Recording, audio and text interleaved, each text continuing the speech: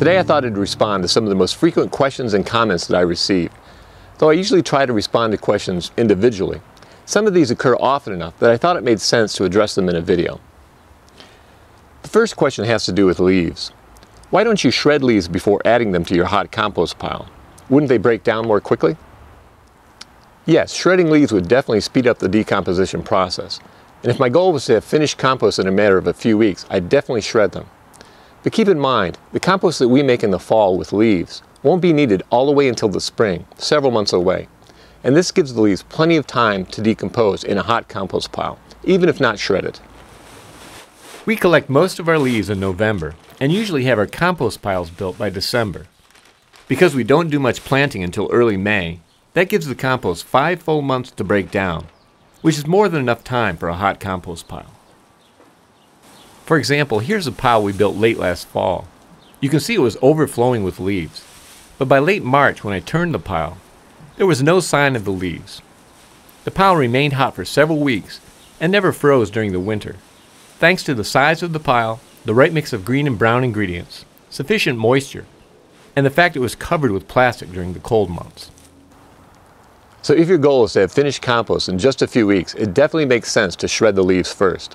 But if you have more time to wait like I do, you can skip the shredding and save yourself the time and effort. Let's get on to the second question. This one has to do with our rock dust and biochar field trials. Wouldn't rock dust and biochar be more effective in poor soil than in soil that is already rich in organic matter? I think the answer to this question is yes. But keep in mind that these products are being used more and more in home organic gardens, where the soil is usually rich in nutrients and organic matter. In fact, many home gardeners are growing in raised beds that are full of nutrient-rich compost. So our goal with the field trial is to see if these products add value in these growing conditions and are worth the added expense. So far, we haven't found any clear benefits in terms of yield, taste, or nutrient density. In fact, soil tests showed that compost and worm castings alone provide more than enough nutrients, including trace minerals, for healthy plant growth. The lab results also showed that peppers grown in rock dust and biochar beds were not more nutrient dense.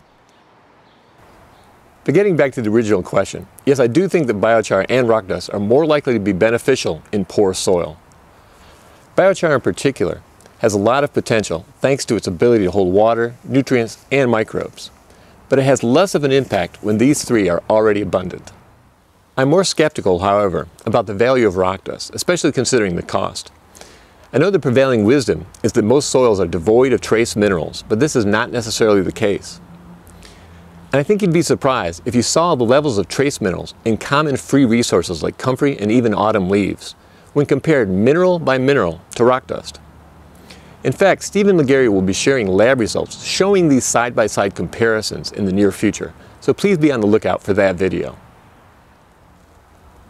I don't get this next question as much as I used to, but back when I was narrating all of my videos, people often asked why I chose to narrate instead of simply talking to the camera. The answer is really simple. It's really hard to find quiet time to just sit and talk to the camera, especially in the summer.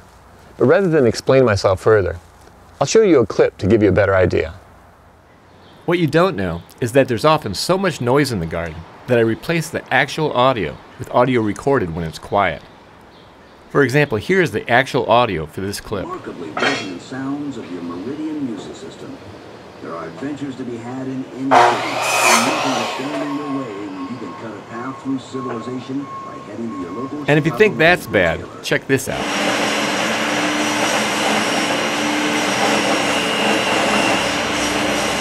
Okay, let's bring back the peace and quiet. Well, that's all for now. Thank you very much for watching. And until next time, remember, you can change the world 1 yard at a time.